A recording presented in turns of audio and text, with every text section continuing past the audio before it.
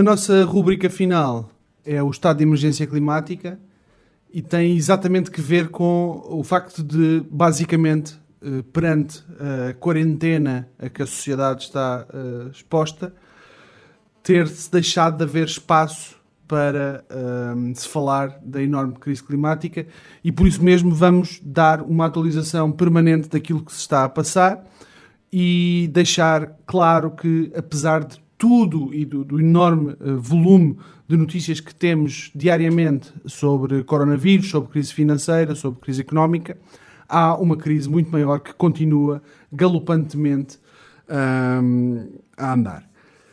Se pensarmos um pouco sobre aquilo que são as emissões de gases com efeito de estufa, a Agência Internacional de Energia divulgou recentemente que as emissões de gases com efeito de estufa associadas ao carvão estão basicamente a estabilizar, até com um ligeiro decréscimo, enquanto as emissões associadas ao petróleo estão em uma pequena ascensão e as do gás com uma grande ascensão, utilizando exatamente aquela que é a linguagem propagandística de gás como combustível de transição.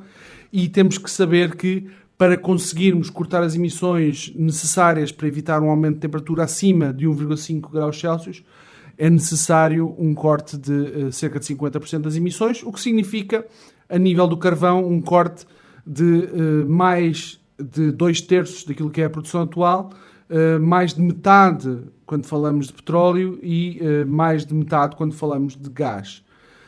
Vivemos num sistema que, apesar de vir com muitas conversas e formulações teóricas sobre como é que evita colapsar a sociedade consigo mesmo, é um sistema que está totalmente dependente da extração de recursos e há um estudo muito relevante que é o Global Circularity Gap de 2020, que mostra exatamente qual é a quantidade desses recursos que são anualmente retirados dos vários ecossistemas e dos vários sistemas geológicos que são utilizados. Cerca de 100 gigatoneladas por ano de recursos entram na economia global. Cerca de 50 são minerais, cerca de 10 são minérios, 15,1 gigatoneladas são combustíveis fósseis e cerca de 24,8 gigatoneladas são biomassa. Destas 100 gigatoneladas, que são muito boas, porque dá para fazer logo percentagens, só 8,6 são recicladas. O que significa que todos os anos estamos a expandir massivamente aquela que é a quantidade de materiais extraídos do planeta, sem, obviamente, um esforço minimamente razoável de recuperação dos locais de onde são retiradas estas matérias, e só reciclamos cerca de 8,6%.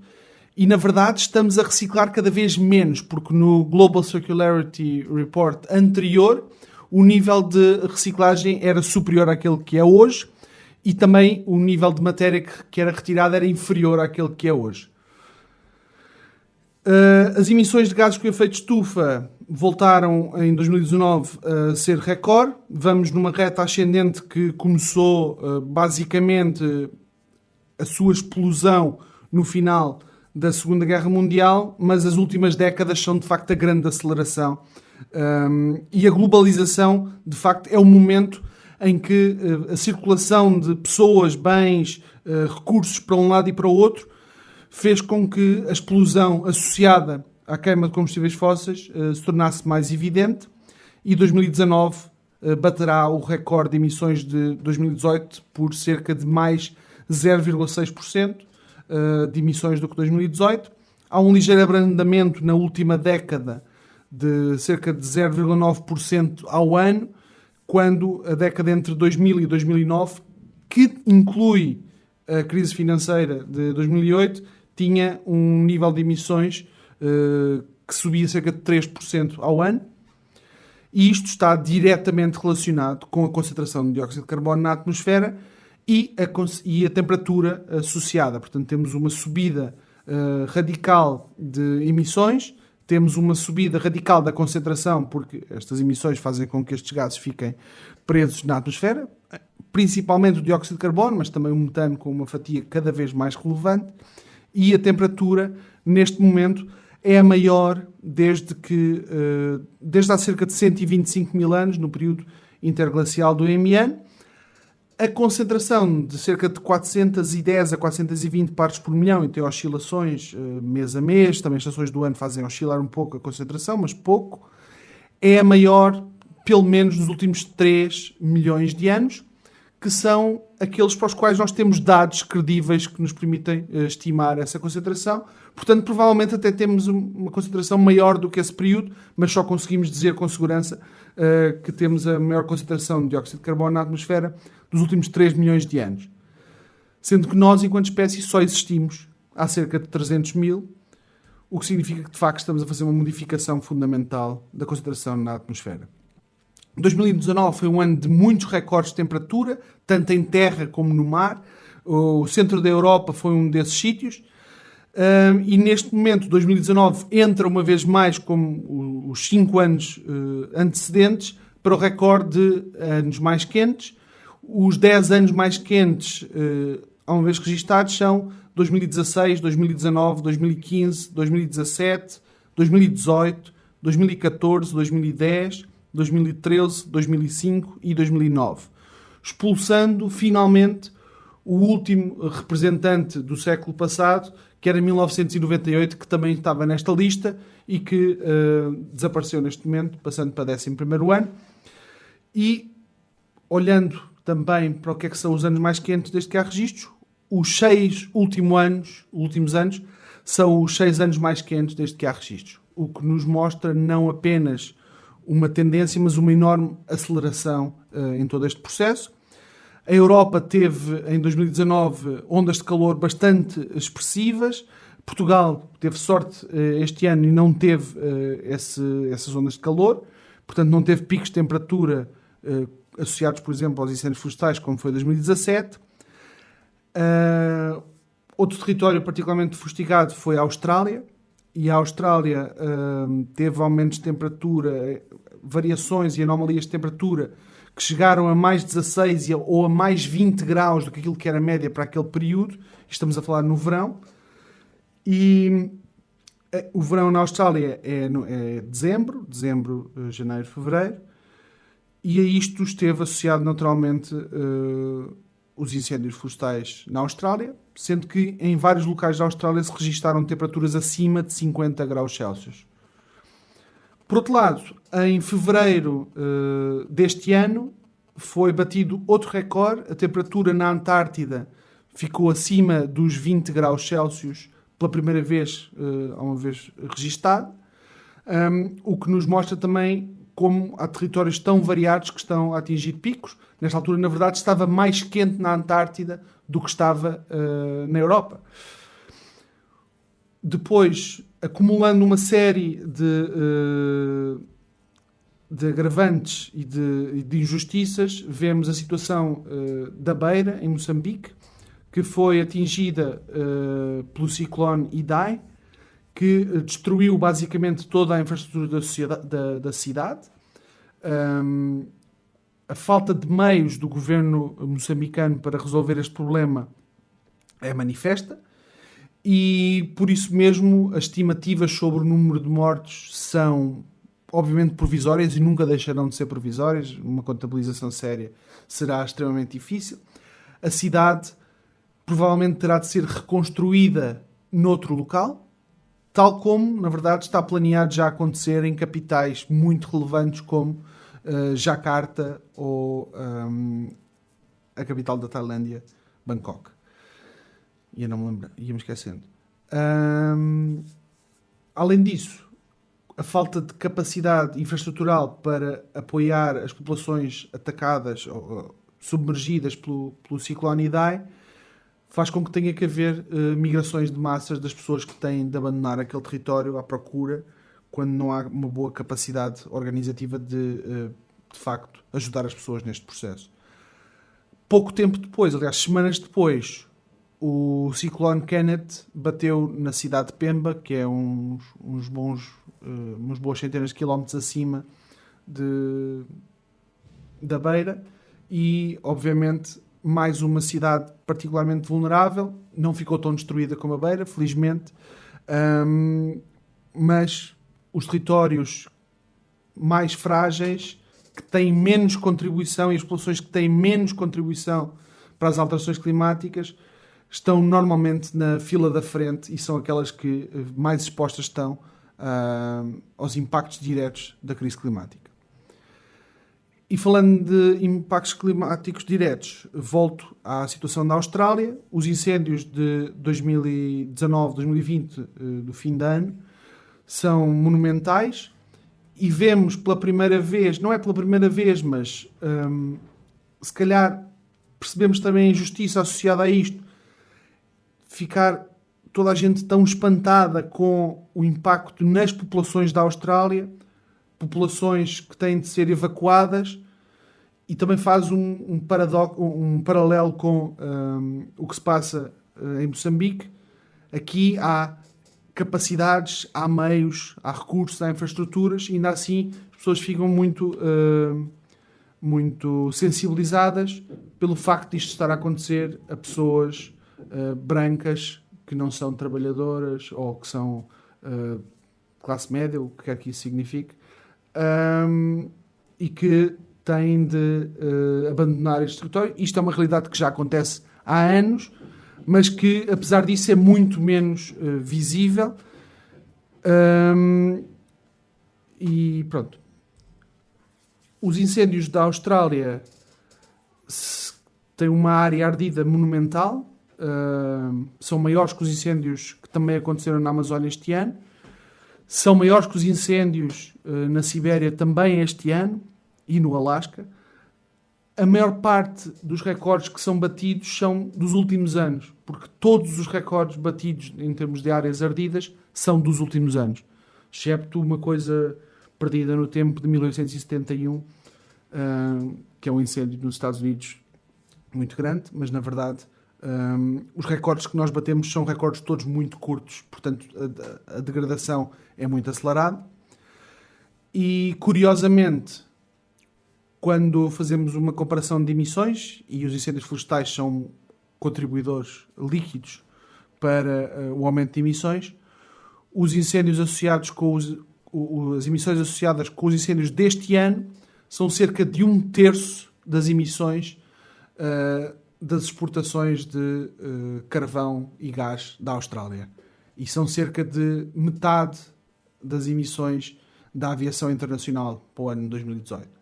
E são basicamente iguais aos incêndios normais, às emissões normais da Austrália, num ano em que tudo corre normalmente. Por outro lado, no Brasil, vemos incêndios que ocorrem fora da época, portanto, ocorrem na época úmida, que são principalmente incêndios provocados, cujo objetivo é responder a uma procura de produtos, sejam eles carne, sejam eles soja para alimentar gado, há uma corrida à depredação e a uma espécie de assalto final à Amazónia. Estes incêndios de 2019 na Amazónia têm relativamente pouco que ver com as alterações climáticas, mas são, na verdade, uma espécie de baluarte daquilo que é uma política neofascista promovida pelo governo do Jair Bolsonaro, e na verdade eles ocorrem naquilo que eles chamaram em vários sítios e organizaram o chamado Dia do Fogo, e que iniciaram vários incêndios simultâneos que se tornaram rapidamente incontroláveis e queimaram áreas gigantescas. Neste momento, isto é o que está a acontecer, não é o que pode acontecer. Obviamente, existe um movimento pela justiça climática por causa daquilo que está a acontecer, mas também por causa daquilo que pode acontecer, que é tornar todas estas catástrofes em pequenos apontamentos pouco relevantes, porque a degradação climática no conjunto pode ser muito maior e muito mais grave do que aquela que já está a acontecer até agora. Se mantivermos as emissões em linha com aquilo que está a acontecer agora, e agora a tendência era crescente, 2020 seguramente vai baixar essa tendência, ou na verdade, eles vão querer que se retome rapidamente aquela reta ascendente, porque estava associada a crescimento económico e todas as maravilhas e rios de chocolate a ele associados.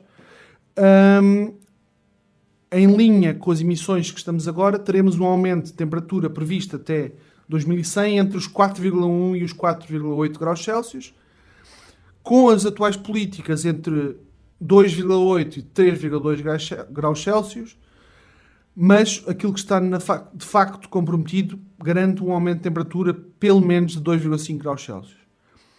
Ora, nós temos uma barreira teórica, que é dos 2 graus Celsius, melhor ainda, 1,5 graus Celsius, que são barreiras teóricas de segurança para evitar o desencadeamento de fenómenos climáticos de escala global que modificam fundamentalmente a natureza do clima do planeta Terra. E, portanto, não é uma questão abstrata pedir cortes de emissões muito concretos, com metas muito concretas e tempo muito sólido. Nós queremos evitar fenómenos como aqueles que já estão a desencadear-se e que vão ter um impacto de escala global. Seja a degradação da floresta amazónica, sejam as perdas massivas de gelo no Ártico, seja a desaceleração das correntes marítimas, em particular as correntes oceânicas do Atlântico, o derretimento do gelo permanente, do permafrost, a degradação da Antártida e a perda da camada de gelo da Groenlândia e a degradação da floresta boreal. São várias, todas elas, se acontecessem isoladamente, teriam um impacto gigantesco no clima global. Se elas acontecerem simultaneamente, elas estão, para todos os efeitos, a criar um novo planeta, onde nós nunca vivemos. As condições que vivemos hoje, as condições que existem hoje, em termos de temperatura, só existiram há cerca de 125 mil anos, quando nós éramos muito poucos Homo sapiens neste planeta, e estamos a criar condições profundamente diferentes. É como, na verdade, se estivéssemos a descobrir outro planeta. E 2019 apesar de todas estas catástrofes, estas calamidades, que já não vale a pena estar permanentemente a enunciar, porque elas estão a tornar-se a nova norma, elas são o novo normal. Na verdade, a grande mudança, o grande avanço de 2019 tem a ver com o crescimento do movimento pela justiça climática, que se torna um movimento internacional com muita força. A entrada das greves climáticas um pouco por todo o mundo ainda estão muito concentradas no Ocidente, mas a verdade é que há um crescimento muito importante associado às greves climáticas e também à radicalização de vários dos movimentos da justiça climática que já existiam. E de facto, a COP, a Cimeira do Clima em Madrid, assinala um divórcio fundamental, que é uma manifestação monumental com 500 mil participantes, a maior manifestação que uma vez houve numa Cimeira do Clima. Não é maior, se calhar, do que a maior parte das greves climáticas. Algumas delas tiveram entre 5 e 8 milhões de participantes. Mas há esta enorme manifestação em Madrid e, ao mesmo tempo, uma cimeira institucional que, mesmo nos seus próprios termos, que são limitadíssimos, é um fracasso. Se ela fosse um sucesso, na verdade, era irrelevante, porque 25 anos ou 26 anos de cimeiras produziram nada. Mas acontecer, ao mesmo tempo, enormes manifestações e um colapso quase institucional mostra que, de facto, estamos num momento de cisão e de divisão entre dois percursos muito diferentes e que, claramente, o percurso institucional não nos está a mostrar nenhum futuro possível e, por isso mesmo, apesar do nosso estado de quarentena, apesar da nossa situação de emergência coronavírus e a crise económica que já está a construir-se, é preciso montar e trabalhar nisso que já foi construído em 2019, continuar a trabalhar e saber que esta crise vai servir para eles tentarem evitar que aquele caminho que começou a ser percorrido em 2019 possa ter um sucesso, que na verdade é o sucesso da sobrevivência da civilização e das condições materiais que permitem a existência de civilização.